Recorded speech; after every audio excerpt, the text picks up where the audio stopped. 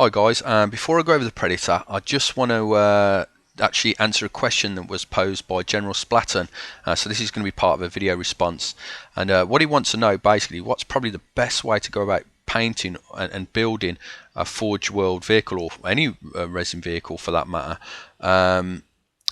And to be honest, I think it's really crucial that you get the model built as much as you possibly can before you paint it.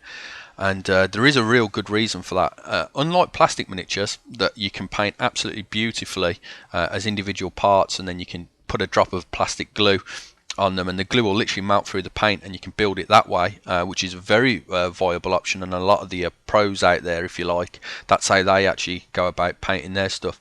But with resin models it's much different, because in the manufacturing process some of the parts can shrink or expand, or they can be just downright warped basically. And if you're actually got, you know, a bunch of beautifully painted resin parts, and then you come to build it together, you know, and it just doesn't go together, you got a major headache trying to get those things to fit.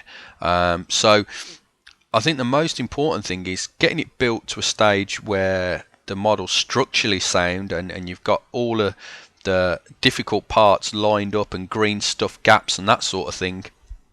And then, like for example, on the cannon that I believe you're going to be working on, buddy, it's got some dwarfs.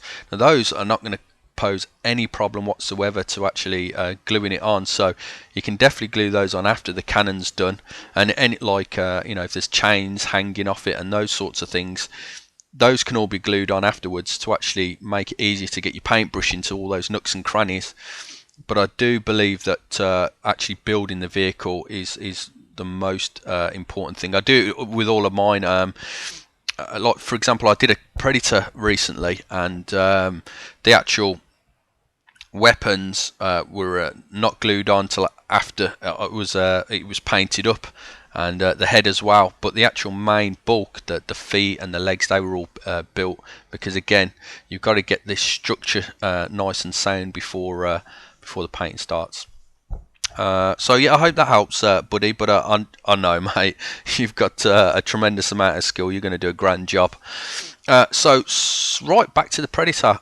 I love this kit, guys. I really do. It's real simple to build, and I would recommend this as like a first sort of kit for people that want to dip their toes into the world of resin Forgeworld models. And for me personally, I think it looks way better than the standard Predator kit. I mean, I love the turret, and it sits on like a huge plug, and I love the way the sponsons look and the exhaust system. I just think it's you know, a really cool looking vehicle. And as said, it went together like an absolute dream. And another thing that I'd recommend, guys, is to actually put magnets and magnetize the weapons.